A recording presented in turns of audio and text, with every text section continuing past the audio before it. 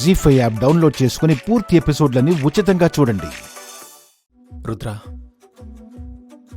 ఈరోజు నువ్వు రెడీ అయినా నిన్ను నువ్వు చూసుకోవాలనిపించడం లేదు కదా? నువ్వు చూడాలనుకుంటుంది ఆ అమృతాన్ని. ఈశ్వరి, నువ్వు ఎంత బాగా రెడీ అయినా ఉపయోగం ఏముంది చెప్పు? నేరుగా పోటీలో పాల్గొనలేవు. నువ్వు వినాలనుకుంటున్నది ఆ తీయటి గొంతు నుంచి వచ్చే మాటల్ని. వంట చేస్తావు, కాని మెచ్చుకున్నా ఈ వంట చేసింది ఎవరని అడిగినా నువ్వు వెలుగులోకి రావు. ఇప్పుడు పద్ధతిగా ఉన్నట్టే అక్కడ కూడా అణిగిమణిగి ఉండిపోతావు. నీకు కాబోయే అత్తగారిని గెలిపించడానికి మనిషిగా నువ్వు ఓడిపోతున్నావు. ఇలా అంటున్నందుకు సారీ రాజేశ్వరి. ఇన్ని రోజులు మెసేజ్లు, వాయిస్ వినడమే కానీ డైరెక్ట్గా చూడలేదు. ఇప్పుడు చూడబోతున్నందుకు చాలా ఎక్సైటింగ్గా ఉంది. అమ్మ పెళ్లి చూపులకు వెళ్దా ఉన్నప్పుడు కూడా ఇంత హ్యాపీగా ఫీల్ అవ్వలేదు. ఎలా దాచుకోవాలి ఈ ఫీలింగ్స్ని?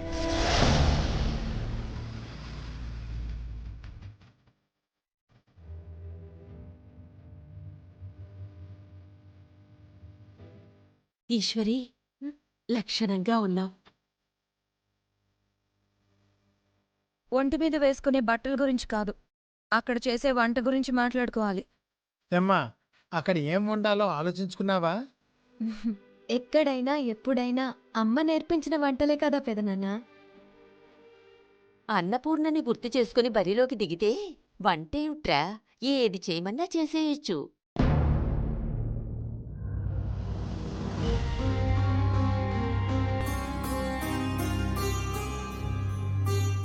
తాతయ్య, నన్ను ఆశీర్వదించండి.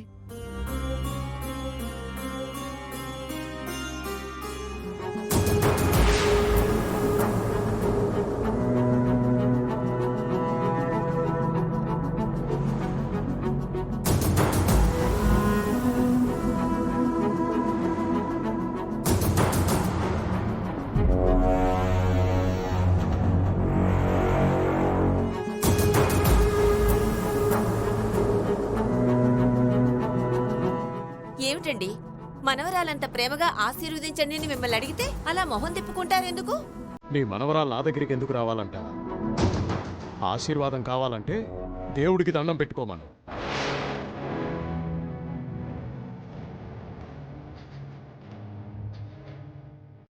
కనీసం ఆల్ ద బెస్ట్ అయినా చెప్పండి. నేను చెప్పను. తను గెలిస్తే ఏంటి, గెలవకపోతే ఏంటి? గెలిస్తే ఈశ్వర్కి పెళ్ళవుతుంది నానా. పేడా పోతుంది.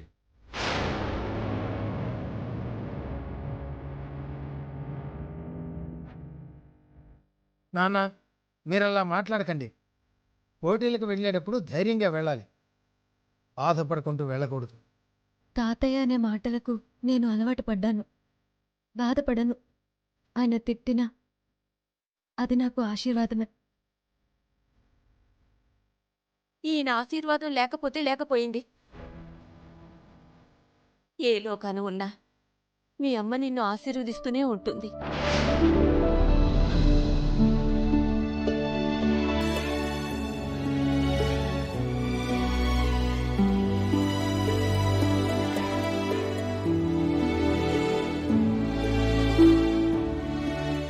పదండి, వెళ్దాం. జీ5 యాప్ డౌన్లోడ్ చేసి అన్ని ఎపిసోడ్స్ పూర్తి ఉచితంగా చూడండి.